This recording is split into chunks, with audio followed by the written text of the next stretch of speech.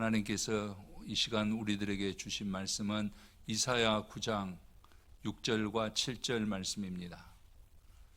이사야 여러분들이 가지고 계신 성경책 구약 977쪽에 있습니다. 이사야 9장 6절과 7절 말씀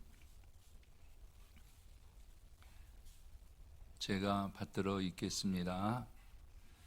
이는 한 아기가 우리에게 낳고 한 아들을 우리에게 주신 바 되었는데 그의 어깨에는 정사를 메었고 그의 이름은 기묘자라 모사라 전능하신 하나님이라 영존하시는 아버지라 평강의 왕이라 할 것임이라. 그 정사와 평강의 더함이 무궁하며 또 다윗의 왕자와 그의 나라에 군림하여 그 나라를 굳게 세우고 지금 이후로 영원히 정의와 공의로 그것을 보존하실 것이라. 만군의 여호와의 열심히 이를 이루시리라. 아멘. 할렐루야. 오늘 또 하나님을 예배하는 우리 성도님들에게 하나님께서 은혜 베풀어 주시기를 간절히 축원합니다. 2000년 전에 오셨던 우리 예수님께서 우리 성도님들의 마음속에 오늘 다시 한번 임하시기를 간절히 축원합니다. 우리 서로 옆에 분하고 인사 한번 하겠습니다. 주의 이름으로 축복합니다. 메리 크리스마스 되기를 바랍니다. 내일은 성탄의 봄이 있으시기를 바랍니다. 고맙습니다. 코로나가 끝났다고 그러지만 아직 다 끝나지 않았고 감기, 독감이 또 유행한다는데 하나님께서 우리 성도님들 한 분 한 분들을 지켜주시기를 바랍니다. 오늘 말씀의 제목은 한 아기로 오신 예수님이라는 제목으로 우리가 함께 은혜를 나누고자 합니다. 어느 소년이 교회를 가다가 동네 할아버지를 만났습니다. 할아버지가 묻습니다. 어디 가니? 했더니 아이가 말합니다. 교회 가요. 교회 가서 뭐 하는데? 하나님을 예배하는 거죠. 하나님이 어디에 계시는데? 하고 물었습니다. 그러자 이 아이가 똑똑하게 대답합니다. 하나님은 우주도 담을 수 없는 분이시고 그러면서도 하나님은 작은 내 마음속에도 오시는 분이래요 했어요. 아마 교회 학교를 잘 다니면서 배웠던 것 같습니다.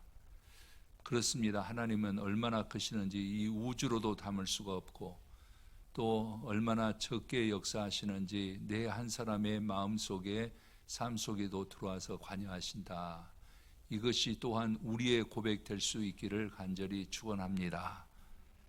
초월하시는 하나님, 그러나 또 우리 안에 내재하시는 하나님입니다. 초월하신 하나님이 사람 안에 내재할 수 있다는 사실을 보여준 사건을 기록한 것이 오늘 본문의 말씀입니다. 한 아기로 오신 예수님을 말해주고 있는데 이 인카네이션, 성육신이라고 그러죠. 예수님이 하나님이 인간의 몸을 입고 이 땅에 오신 사건을 바로 우리는 성탄이라 이렇게 말합니다. 우주로도 담을 수 없는 하나님이 하나의 몸으로 이 땅에 오셨습니다. 이것이 바로 성탄의 사건이고 우리에게 주어지신 하나님의 은혜인 줄 압니다. 오늘 본문은 선지자 이사야가 예수님이 오시기 약 700여 년 전에 한 아기로 탄생할 것을 예언한 부분입니다. 그래서 오늘 그 부분을 우리가 6절과 7절을 통해서 읽어보았습니다. 이사야는 이렇게 설명하고 있습니다. 이사야가 본 하나님, 예수 그리스도로 오신 예수님 그분은 과연 어떤 분인가? 우리가 이것을 다시 한번 확인할 수 있는 시간을 갖도록 하겠습니다. 세 가지로 오늘 우리가 예수님에 대해서 살펴볼진데 그 첫 번째 아기 예수로 오신 그분은 기묘자라, 통치자라 이렇게 말하고 있습니다. 6절 말씀에 보면은 그 어깨에는 정사를 메었고 이렇게 말하고 있습니다. 정사를 메었다. 어디에 메었냐? 어깨에 메고 있다. 그런 말입니다. 어깨는 힘의 상징입니다. 그 어깨에 세상 다스리는 권세를 갖고 계신 분이다 라고 이사야는 우리에게 말해줍니다. 영어 성경에 보면 그분은 우리의 통치자가 될 것이다 라고 성경을 기록하고 있습니다. 이것은 시대적인 상황과 맞물려 떨어지게 되는데, 이사야 선지자는 예수님이 오시기 전 BC 735년경에 활동하는데, 이때가 어느 때냐면 아하스라는 사람이 나이가 20이 됐을 때에 남유다의 왕이 되었습니다. 당시 정치적 상황과 국제적인 정세는 매우 극도로 불안한 상황이었습니다. 그 시대에 세계를 제패하고 있던 아시리아라는 제국이 있었는데, 성경은 아수르로 기록하고 있죠. 이 아시리아 제국의 디글랏 빌라셀 왕은 호시탐탐 주변 여러 나라를 침략하려는 그런 야욕을 가지고 있었습니다. 그래서 북이스라엘과 그 위에 있는 시리아가 서로 연합하고, 이제 두 연합한 나라가 남유다에게 너희들도 우리와 같이 해서 아수르를 대항하자 이렇게 했는데, 이 아하스 왕은 그것을 동의하지 않았습니다. 그럴 때에 괘씸하게 여긴 북이스라엘과 시리아의 나라들이, 왕들이 서로 연합하여서 남유다를 공격하게 됩니다. 그럴 때에 이 아하스는 하나님을 의지해야 되는데 하나님을 의지하지 않고 아수르에게 가서 도움을 요청합니다. 그것을 지금 말하고 있는 것이 이사야입니다. 이사야는 이 상황 속에서 예언을 하는데, 그 예약을 요약하면 이렇습니다. 왕이여, 백성들이여, 아시리아를 너무 믿지 마십시오. 우리가 이 위기에서 정말 믿어야 할 분은 하나님밖에 없습니다. 하나님을 신뢰하십시오 라고 말합니다. 우리가 신뢰해야 할 대상은 왕도 아니요, 이스라엘도 아니요, 시리아도 아니요, 그렇다고 해서 아수르도 아닙니다. 하나님을 신뢰하십시다 라고 말하고 있습니다. 우리 사랑하는 성도님들도 마찬가지입니다. 우리가 세상에서 신뢰할 것은 하나님밖에 없음을 여러분 기억하시면 아멘. 우리 하나님을 신뢰하자, 그런 말입니다. 왜 그런가 하면은, 우리나라도 보면은, 역사적으로 보면은 국제적인 정세 또 국내적인 어려움이 있을 때에 외세에 의지해서 문제를 해결하려고 한 적이 많이 있습니다. 아니, 그때마다 외세에 의지하려고 했습니다. 그러나 우리 민족은 그에 대한 대가를 더 혹독하게 치루었던 것을 볼 수 있습니다. 이사야는 다시 말합니다. 하나님을 신뢰하십시오. 하나님께서는 역사의 현장에서 구원할 한 구원의 아이를 우리에게 보내실 것입니다. 그분이 이 세상을, 모든 민족을, 그리고 각 개인들을 다스리는 진정한 통치자이십니다 라고 말합니다. 그러면서 그는 말합니다. 그분은 지금 오고 계십니다. 반드시 오실 것입니다 라고 예언합니다. 그분이 바로 아기 예수 그리스도시다, 그런 말입니다. 유다 백성은 하나님의 백성입니다. 한마디로 말씀드리면 하나님만 의지하고 살았어야 됩니다. 하나님께서 그들을 애굽에서 해방시켜 주시고, 그동안에도 하나님의 역사를 계속 경험하면서 살아왔는데, 그렇지 못하고 세상을 또 의지하게 된다, 그런 말이에요. 평소에는 우리는 하나님의 백성이다라는 자긍심이 있었습니다. 또 하나님의 백성이라는 신앙 고백도 가지고 있었습니다. 그러나 막상 상황적으로 어려움이 닥치면은, 환난과 위기가 있을 때에는 하나님을 의지하지 않았다, 그런 말이에요. 사람을 의지하였습니다. 인간의 방법을 모색했습니다. 그러면서도 더욱더 깊은 두려움과 절망 속에 빠져 들어가는 것을 성경을 통해서 우리는 볼 수 있습니다. 우리도 하나님을 믿습니다. 우리도 예수 그리스도를 믿습니다. 그런데 우리도 이 이스라엘과 유다와 마찬가지로 어려운 상황에 빠지게 되면은 예수님을 의지하지 않는다라는 거예요. 우리는 하나님을 아버지로 믿습니다. 그러나 늘 하나님을 의지하지 못했습니다. 이것 또한 그 당시 유다 백성들의 모습이었습니다. 그들을 향하여 하나님이 쓰시는 이사야 선지자는 외칩니다. 하나님을 신뢰하십시오. 하나님, 사람이 아니라 하나님을 신뢰하십시오라는 겁니다. 당시 이럴 수밖에 없었던 것은 뭐냐면은, 이스라엘 백성들은 지도자들에 대해서 식상해 있습니다. 우리도 마찬가지입니다. 우리도 정권이 바뀔 때마다 희망을 가졌습니다. 그러나 우리는 또 실망합니다. 앞으로도 계속 그럴 겁니다. 저도 투표를 한 번도 빠진 적이 없습니다. 지방에 내려갔다가 한 번 빠진 적은 있어도 투표는 꼭 합니다.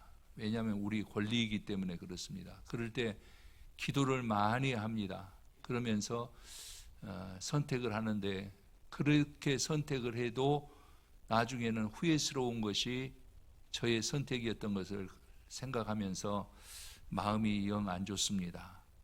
우리 또한 실망합니다. 앞으로도 계속 그럴 것으로 예측이 됩니다. 그렇다면 우리의 진정한 소망은 어디에 있습니까? 그럴수록 우리는 하나님께 소망을 두어야 될 줄 압니다. 그래서 이사야 선지자는 그 하나님을 바라보라라고 말하고 있습니다. 그리하면 그 하나님이 장차 한 아기로 오셔서 세상을 다스릴 것이다 라는 것입니다. 이분이 바로 오늘 우리에게 오시는 예수 그리스도이십니다. 성탄의 주인공이시다, 그런 말입니다. 이번 성탄에는 우리 성도님들이 아기 예수 그리스도를 내 구세주로 다시 한번 확인하고 영접할 수 있는 기회가 되시기를 바랍니다. 이분은 우리를 통치하시는 분이십니다. 다스리시는 분입니다. 오늘 6절 말씀의 두 번째로 이 아기 예수 그리스도시는 어떤 분이냐? 기묘자라, 이렇게 기록하고 있습니다. 그 이름은 기묘자라라고 말하고 있습니다. 이분은 통치자이실 뿐만 아니라 기묘자라라는 거예요. 기묘자라라고 말하니까 여러분들이 이해가 쉽지 않은데, 영어 성경에 보면 His name is wonderful 그랬습니다. 놀라우신 분이다, 그런 말입니다. 그 이름이 놀라우신 분이다, 그런 말입니다. 한 아기로 오신 예수님은 이 땅에 오시면서 한 권의 책도 쓰신 적이 없습니다. 그렇지만은 세계 모든 도서관에 예수 그리스도를 관한 책을 가지고 있는 도서관들이 많습니다. 도서관에는 예수 그리스도에 관해서 기록한 책들로 가득 차 있습니다. 또 예수님은 시 한 줄도 쓴 적이 없습니다. 그러나 그분보다 더 자주 시의 주제가 되고 칭송의 대상이 된 인물도 사물도 없습니다. 예수님은 한 편의 노래도 작곡한 일이 없습니다. 그러나 헤아릴 수 없는 많은 노래들이 그의 이름을 찬양하고 찬양하기 위해서 만들어졌습니다. 예수님은 단 한 채의 예배당도 지으신 적이 없습니다. 그렇지만은 세계 방방곡곡에는 예수 그리스도 하나님을 예배하기 위한 성전들이 지어져 있는 것을 볼 수 있습니다. 예수님은 사람들을 자기 수하로 넣으려는 어떤 조직도 만들지 않으셨습니다.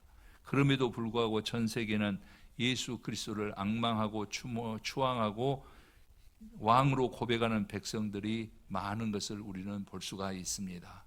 이만하면 예수님은 이미 놀라운 분입니다.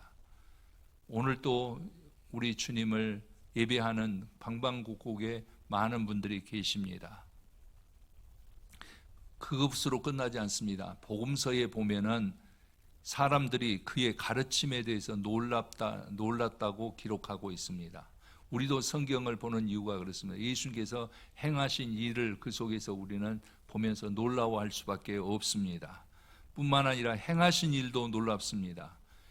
시각장애인들, 청각장애인도 고치셨습니다. 나병 환자도 고치셨습니다. 그것뿐만 아니라 귀신 들린 자도 쫓아내 주셨습니다. 죽은 사람까지 살려주신 것을 볼 수 있습니다. 예수님의 공생의 3년은 무한한 기적의 연속이었던 것을 우리는 볼 수 있습니다. 예수님의 죽음 또한 놀라운 일이었습니다. 그는 말할 수 없는 비극을 통하여서 죽음을 맞이했지만은 그 죽은 지 사흘 만에 예수님께서 부활하신 것을 볼 수 있습니다. 누구 한 사람도 지금까지 이런 것을 경험한 사람은 없습니다. 그리고 그 부활하신 예수님은 약속하셨습니다. 사도행전 1장 11절 말씀을 보면은 너희 가운데 하늘로 올려지신 이 예수는 하늘로 가심을 본 그대로 오시리라 했습니다. 예수님께서는 다시 오신다. 재림에 오신다라는 사실을 우리에게 말씀해 주고 우리는 그것을 기다리는 사람들입니다. 사랑하는 성도 여러분, 때론 삶이 무료하지는 않으십니까? 또 여러분 힘들지는 않으십니까? 생의 감격이 사라진 지 오래되셨지는 않습니까? 이제 예수 그리스도를 다시 알아보시기 바랍니다. 예수 그리스도에게 한번 빠져보시기 바랍니다. 여러분들이 지금 어디에 빠져 있습니까? 다시 예수 그리스도를 영접하실 수 있기를 바랍니다. 예수 그리스도에 취해 보시기를 바랍니다. 사도행전에 보면은 초대교회 성도들이 성령에 도취되었을 때에 사람들은 술에 취했다고 그랬습니다. 아닙니다. 예수 그리스도에게 그들은 취해 있었던 것을 볼 수 있습니다. 예수 그리스도를 다시 새롭게 여러분의 마음속에 모시기를 바랍니다. 그러면 삶의 새로운 희망이 솟아날 것입니다. 우리 삶이 무겁고 암담한 것은 우리가 예수 그리스도를 잘 알지 못했기 때문에, 제대로 알지 못했기 때문에 그렇습니다. 그런 생각이 납니다. 우리가 서당계 3년이면 풍어를 얻는다 그랬는데 우리 신앙생활이 그렇게 돼서는 안 됩니다. 예수 그리스도에게 빠져보시기 바랍니다. 예수님을 사랑해 보시기 바랍니다.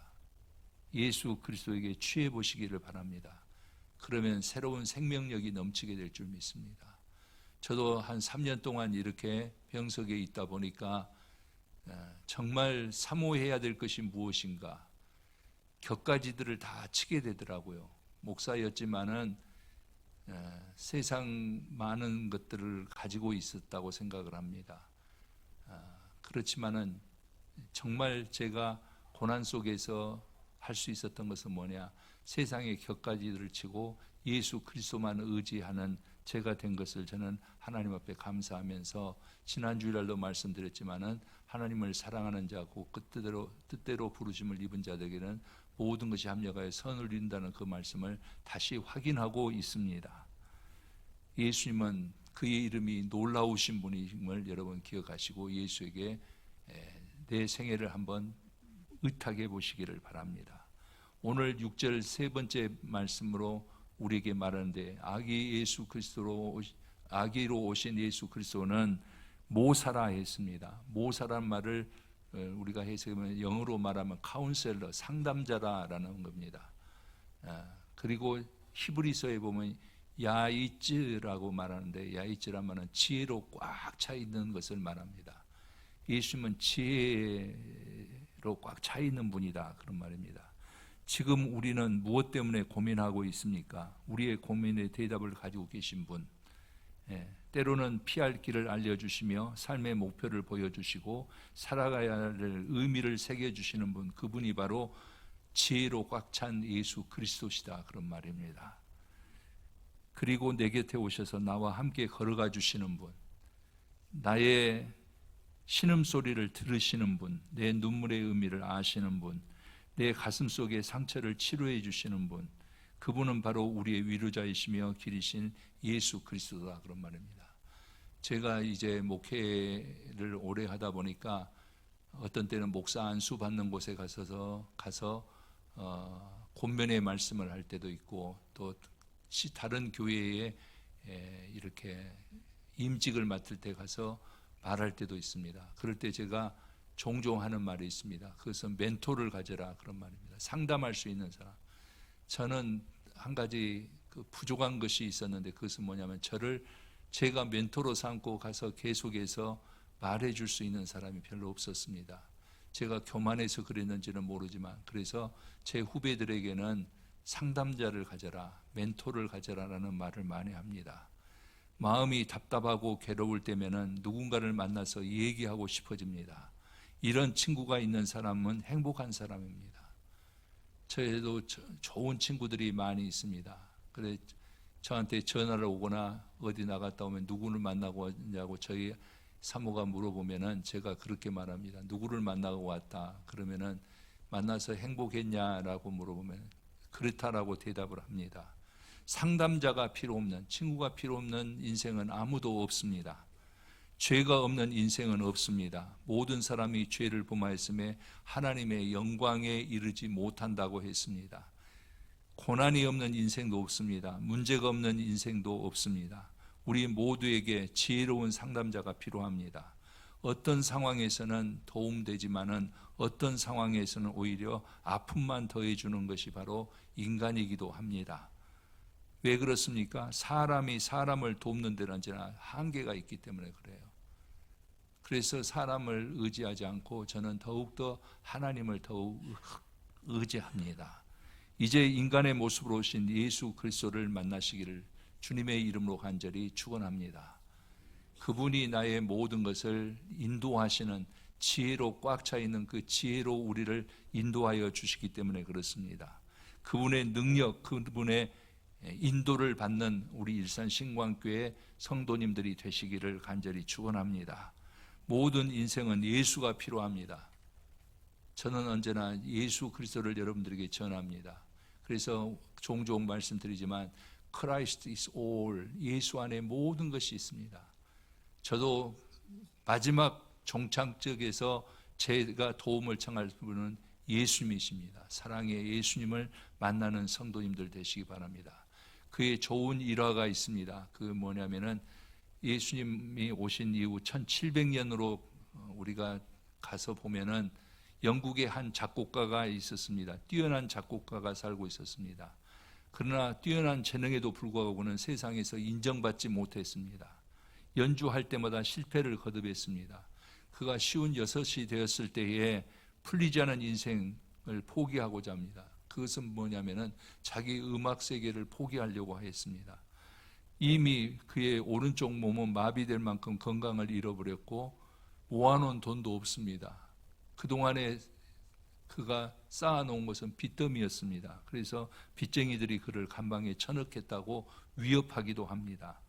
삶을 포기한 음악가 곁에 평소에 관심을 가져주던 친구인 찰스 제닌스라는 사람이 찾아와서 그에게 말합니다.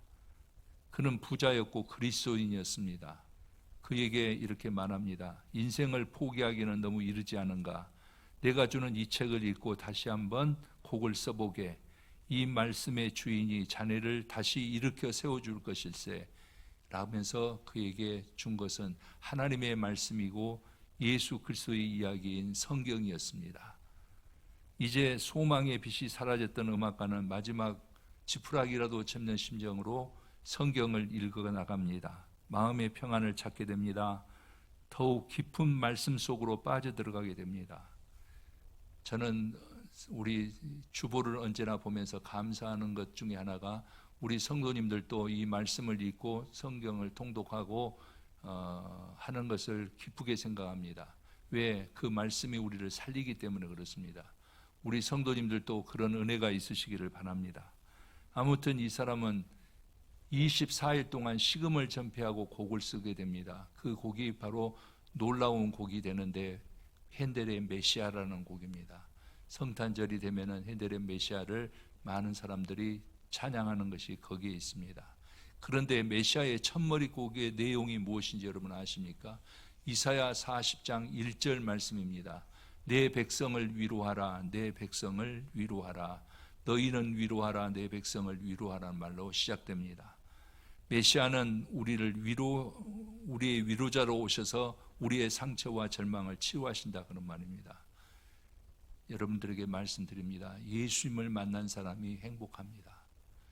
우리 사랑하는 성도님들, 예수를 만나는 행복한 성도님들이 되시기를 바랍니다. 결론적으로 말씀드립니다. 한 아기가 우리에게 낳고 라고 성경은 우리에게 말해주고 있는데 이 한 아기로 오신 예수님, 이 예수님은 행복한 분이야. 행복한 아이로 온 것이 아닙니다. 그는 마구간에서 태어났습니다. 말구에 누워졌습니다. 그는 헤롯의 칼을 피해서 애굽으로 낳자마자 피난을 가야 되는 상황에 놓여 있었습니다. 인생의 처음도 고난이요, 예수님의 마지막은 제가 조금 전에 말씀드렸기 때문에 십자가의 죽으심이었습니다.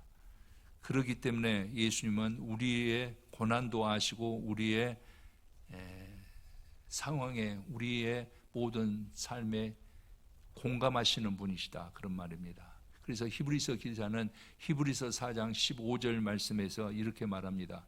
우리에게 있는 대제사장은 예수님은이죠. 우리에게 있는 대제사장은 우리의 연약함을 동정하지 못하실 분이 아니다라고 말하고 있습니다. 우리의 모든 것을 아신다 그런 말이에요. 당신이 고난을 당하셨기 때문에 우리의 고난도 아시는 분이에요. 우리와 똑같은 아픔을 겪으신 분이다 그런 말입니다. 예수님은 낙심을 경험하셨기 때문에 내 절망도 아시는 분입니다. 오해를 받으셨기 때문에 내 억울함도 아십니다. 슬픔을 당하셨기 때문에 내 슬픔에 가슴 아파하시는 분도 예수입니다. 내 모든 문제를 알고 계시는 분이다 그런 말이에요. 그분이 바로 우리를 위해서 은혜의 보좌로 우리를 초청하십니다. 아이작 뉴턴은 이런 말을 했습니다. 저도 우리 성도님들에게 이 말씀을 드리고 싶습니다. 비록 난쟁이일지언정 거인의 어깨에 오른다면 멀리 세상을 볼 수 있다 그랬습니다.